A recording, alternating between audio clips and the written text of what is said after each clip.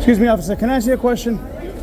In regards to the subway, New York Transit, is this considered public property or private property? Still public. It's public property.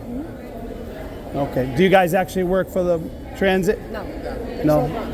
You patrol the Bronx? Okay, all right. Thank you very much for your service. Yeah. Could I ask you one more question?